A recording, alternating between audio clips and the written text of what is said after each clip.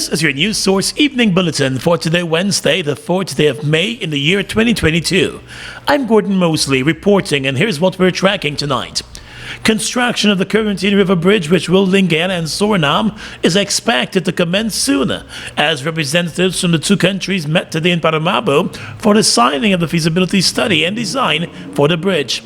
Guyana is represented by Public Works Minister Bishop Juan Edgil, while Suriname's Works Minister Riyad Nur Mohammed signed on behalf of this government in Suriname. The contract for the feasibility study was awarded to Trinidadian company WSP Caribbean.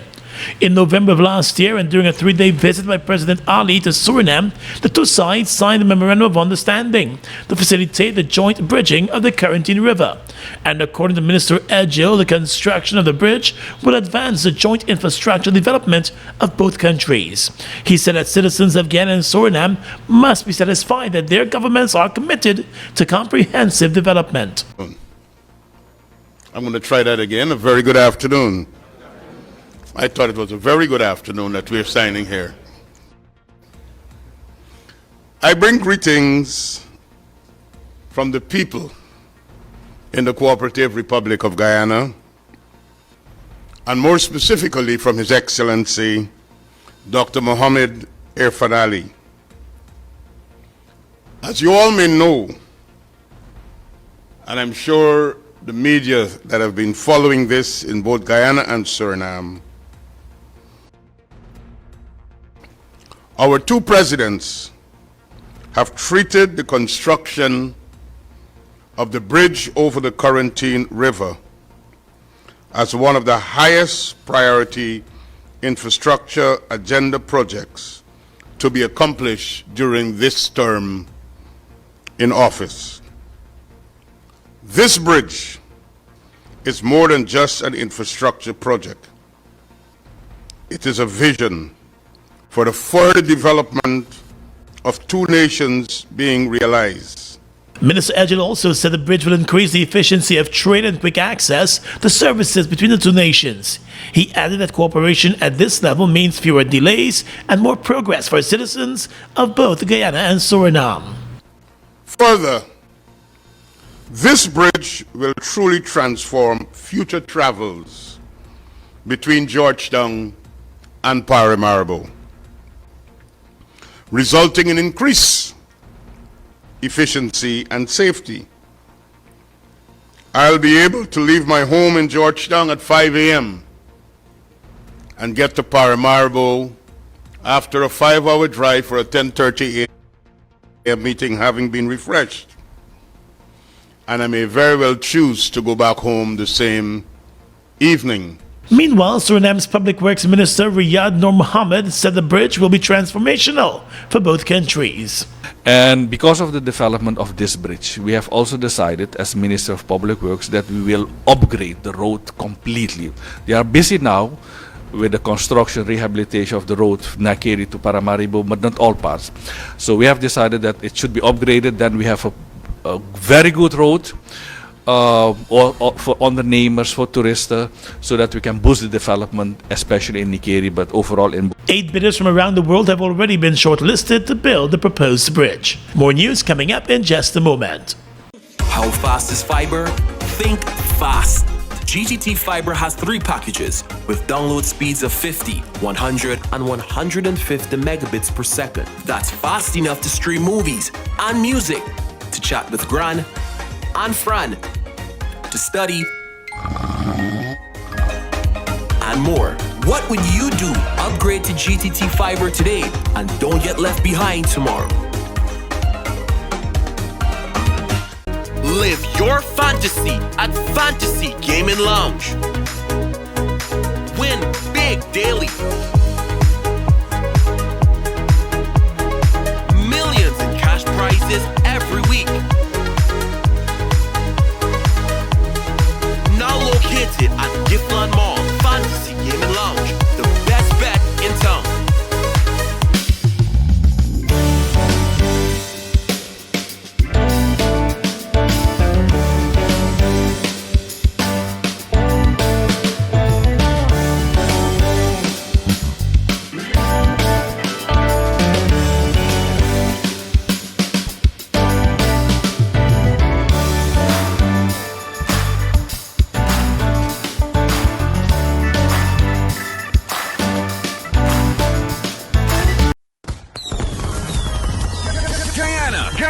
ready for the biggest Independence Weekend.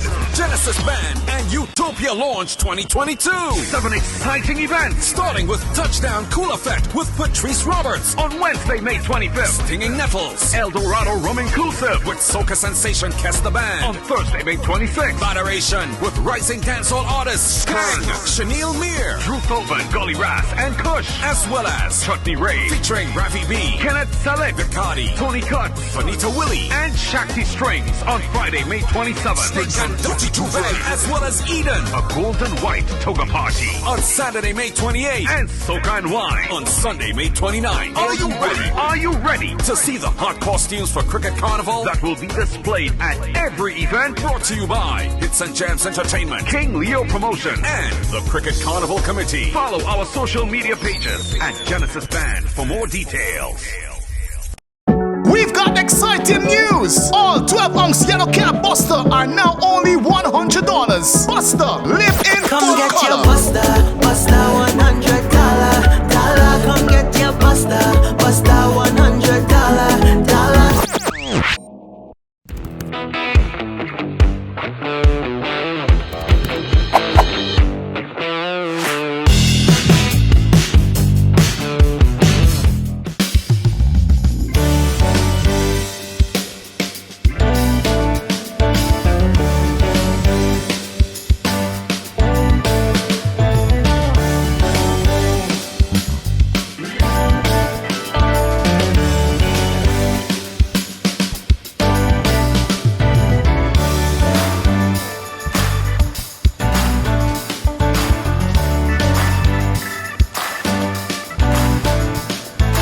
In just 2 years, oil production earned Guyana a whopping $608 million. These funds are being used to build bridges, roads, and other infrastructure to improve the lives of all Guyanese. Mobil 1 is more than oil. It's many oils. It transforms at the molecular level. When cold, it's thicker than honey. When hot, it's thinner than water. Mobil 1 adapts and readapts to last longer. 16,000 kilometers between oil changes. That's your engine evolved. Sol Guyana is the authorized distributor of Mobil lubricants. 1 week after the Ministry of Education decided to shut down the Tuckville Secondary and Primary School for 1 week to allow urgent infrastructure and drainage works, the school has been closed down again because many of the same issues parents and teachers complained about are still to be addressed. Today, school officials and teachers said while several inspections were done at the school in the past week, the problems in the secondary section of the school were addressed, but in the primary school section, the issues remain. One staff member said there is need for urgent attention to be paid to the situation at the school. Some aspects that they have not yet addressed, and so the water situation has not yet been completely alleviated, and so it still affects what's going on with the electrical system. For the most part, we have wiring that existed since the building was commissioned, and some of those are still compromised and have not been changed. And while, yes, even though they made efforts to take the panels out of the walls that the water is lodged in and so on, there's still some issues in terms of how safe it actually is, or the works that was done, how safe that is, how safe the other areas are, because at the end of the day, every building in the compound, which includes the primary school, gets electricity from one control room which is present in the secondary section. And if there is issue in an electrical system, and that's the control for the electrical system, then you cannot declare the system safe. There were complaints of teachers and students being shocked by a faulty electrical system in some of the classrooms. The problem is still to be fully addressed, according to the staff member, Rhonda Thomas. Well, I cannot estimate the time, because electrical is one thing, but when you have issues in the structure affecting electrical, something needs to be done about the structure too, right? The time it takes depends on how fast they decide to move to deal with the issue and what the best strategy for dealing with it would be. I cannot pronounce on that. School officials say the issues were brought to the attention of the Education Ministry since November last year, long before the full reopening of schools. The Vice President of the Tugville Old Students Association, Sion Bristol, said it now appears as though the school has been completely neglected. I can say nothing else that we have been ignored deliberately. A report that we asked the fire department to verify what we had said. The fire department then sent a report to the ministry and others. I don't know the specific areas. The ministry somewhat gave a direct order to the HM to have school resumed. It's as if we are not dealing with persons of quality. It's as if they are simply deliberately ignoring the cry out of us, meaning the alumni, the PTAs, the children, the parents. And that have to bother, I believe, the smallest child. Worse yet, the Ministry of Education had earlier indicated that the work would have been completed last week, but there has been no other update since that announcement. Technical consultant Devendra Rampersad, who was accused of allegedly providing the Ministry of Health with fake HIV testing kits, walked out of court as a free man today, as the magistrate presiding over the case dismissed the case due to insufficient evidence. Rampersad was charged back in 2020 for allegedly supplying 400 units of expired HIV testing kits to the Ministry of Health. The case was filed by the Government Food and Drug Analyst Department. Mr. Rampersad, who was a representative of Caribbean Medical Supplies Incorporated, always denied the allegations. Today, the presiding magistrate accepted a no-case submission that was filed by his attorneys. The court agreed that the prosecution had failed to provide the essential elements of the charge and did not provide evidence to back its claim. The court also found that the prosecution had also failed to provide any evidence that Mr. Rampersad or the company he represented ever imported the testing kits. The matter was dismissed completely. Back in January of 2020, the Ministry of Health launched a probe into the supply of the testing kits after the Irish manufacturer wrote to the government warning that counterfeit testing kits carrying its brand might be in the Guyana market. The investigation found that the testing kits had expired and the charges were therefore laid against the supplier. 37-year-old civil engineer Roberto Narine was today granted bail in the sum of $200,000 after he was charged with causing the death of squash player Ian McDacey by dangerous driving. The accident that led to the death occurred early in the morning of the 1st of May. Narine appeared before Magistrate Lerone Daly at the Georgia Magistrates Court, where the charge was read to him. The prosecution's case is that on the 1st of May, at the intersection of St. Road and Sandy Bab Street, Narine drove his Jeep in a dangerous manner, which resulted in death. Narine's vehicle allegedly jumped the stoplight and slammed into the car, injuring the driver and leaving the passenger dead. A police report of the incident also found that Narine was above the legal limit for alcohol consumption. In addition to the causing death by dangerous driving charge, Narine is also facing other charges, including driving under the influence of alcohol. In court today, attorney Jan Jorn, who is representing the accused, told the court that at the time of the crash, his client was not driving in a dangerous manner. He requested that bail be granted. The magistrate granted that bail in the sum of $200,000 and ordered the accused to return to court on the 15th of June for the continuation of the case.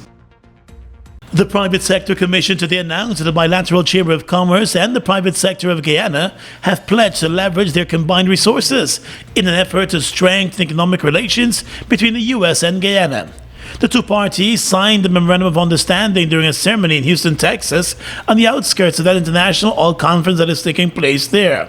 The MOU promotes trade and investment across sectors, including infrastructure, healthcare, industry, and education. The official of the bilateral chamber said that they were voted the #1 contractor for U.S. trade and development. The chamber and the PSC will work together in the coming months to organize more trade missions that bring together businesses from the U.S. and Guyana. Let's tell you now that the Ministry of Agriculture's Hydrometeorological Service has predicted that this year's May-June rainfall is expected to be higher than normal. In a release this morning, the agency said the highest rainfall totals and the possibility of flash floods during the season are expected to peak in May and June. The Hydromet Office noted that as the season progresses, water levels in the Conservancy's reservoirs and rivers across the country are likely to increase. It said the potential of flooding because of rain during the period is also expected to increase throughout May and June. The highest amount of rainfall can be expected in regions 3, 7, 8, and 10. However, all other regions can still expect higher than normal rainfall values. Heavy rainfall beginning in mid-May last year caused extensive flooding in communities, farmlands, and roadways throughout Guyana. The flooding as a result of the rainfall last year was declared as the worst flood situation in the country's history, impacting more than 36,000 households and displacing approximately 1,000 households. Shelters were set up in several regions for those displaced, especially in regions 7, 8, and parts of region 10. The bulletin also noted that an increasing number of wetlands and wet spells coupled with high tides could lead to water accumulation in coastal regions and disruption to transport and possibility of landslides in hinterland areas. Flooding can lead to loss of crops and livestock, contamination of surface water, and can also pose as breeding grounds for mosquitoes and the proliferation of waterborne diseases. The Hydromet Service has recommended that continued maintenance of drainage infrastructure be done as the country transitions into the wet season. It has also urged farmers to take necessary precautions to secure their crops and livestock. The service said it will provide updates with seasonal forecasts as new information becomes available and recommends that special attention be paid to short-range forecasts provided to plan daily farm activities. Mobil Special and all other Mobil lubricants are distributed by Salt Guyana Inc. Mobil Special and all other Mobil lubricants are distributed by Salt Guyana Inc. In addition to 2% royalty, did you know that Guyana earns 50% of the profits from oil production? More than any one of the Stabroek Block co-venturers, ExxonMobil, Hess, and Sinopec. And by 2026, the government is expected to export 50 million barrels of oil per year, which can earn as much as $4 billion US.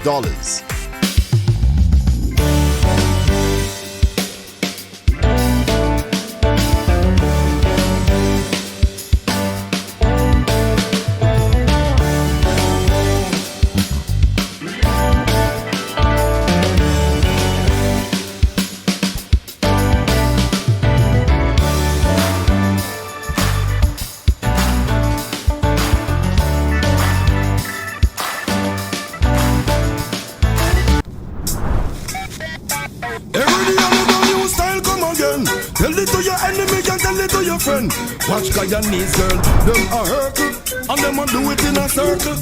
Watch me, missing each and every year. Flashback come again. Tell it to your enemy and tell it to your friend. Well, if you're ready for the party, yeah then. Flashback, tell them a the trend. Follow me sing. This are not talking about a fly nor no bees. No girl can whine like Guyanese. Watch the young them a do it in a circle. Guyanese girls them a dance in a circle. Hear me and say, no, I'm going to you know I sound boy killer represent the Golden Smile family. You know, say flashback to a school party. You know, say, oh, the vibes is plenty. Slow down.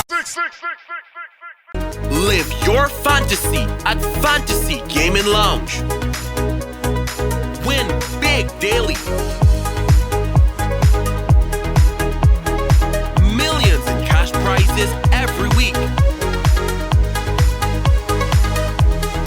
Now located at Giftland Mall, Fantasy Gaming Lounge, the best bet in town.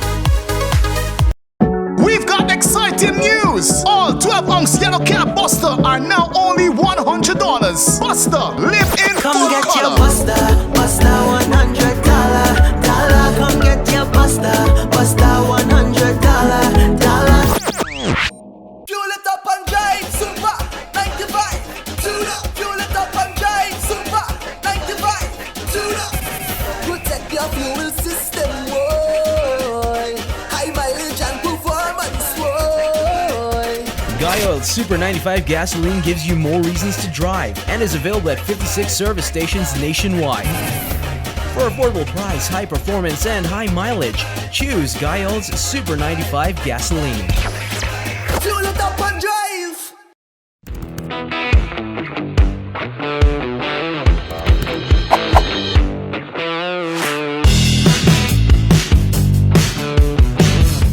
Across the region tonight, the leader of Haiti's feared 400 Mawazo gang, which last year abducted a group of missionaries from the US and Canada, has been extradited to the US.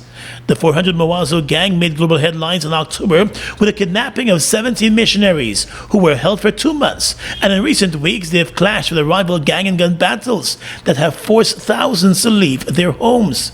Jermaine Jolly, also known as Yon Yon, was extradited to the U.S. on Tuesday aboard a special FBI plane, following a request for judicial assistance issued by the U.S. judicial authorities. Jolly, who had already been in jail in Haiti prior to the kidnapping of the missionaries, faces charges in the U.S. relating to the weapon smuggling and ransom of American citizens, a statement said. Haiti's gangs have grown in strength since the July assassination of President Jovenel Moïse, with large portions of the capital and much of the countryside no longer controlled by government authorities. Brazil's Supreme Electoral Court has withdrawn an invitation for the European Union to send observers for the October election after President Jair Bolsonaro's government objected. The EU and the election body confirmed. Brazil's top election authority, the Supreme Electoral Court, told the Reuters news agency last month that it had invited the European Union for the first time to observe this year's election, when Bolsonaro will seek re-election. 2 days later, the Foreign Affairs Ministry objected, saying Brazil has never had its elections evaluated by an organization of which it is not a member. In a statement, the electoral body said it found that the necessary conditions were not present to enable a comprehensive electoral observation mission after preliminary talks with EU officials. Bolsonaro has questioned the validity of Brazil's electronic voting system, and he has made baseless allegations of fraud in the 2018 race, stirring concerns that he may not accept the results of this year's elections. And finally, at this time, international news. The European Union has proposed its toughest sanctions yet against Russia, including a phased oil embargo, as Kiev said Moscow was intensifying an offensive in eastern Ukraine and close Russian ally Belarus announced large-scale army drills. Nearly 10 weeks into a war that has killed thousands of people, uprooted millions, and flattened Ukrainian cities, Russia was intensifying its assault, Ukraine's defense ministry said, with nearly 50 airstrikes carried out yesterday alone. Russia also stepped up strikes on targets in western Ukraine, saying it was disrupting Western arms deliveries. A new convoy of buses began evacuating more civilians from the ravaged southwestern port city of Mariupol, which has seen the heaviest fighting of the war so far, and where Moscow said remaining Ukrainian forces remained tightly blockaded. And that's your News Source Evening Bulletin for tonight. I'm Gordon Mosley reporting and encouraging you to stay safe.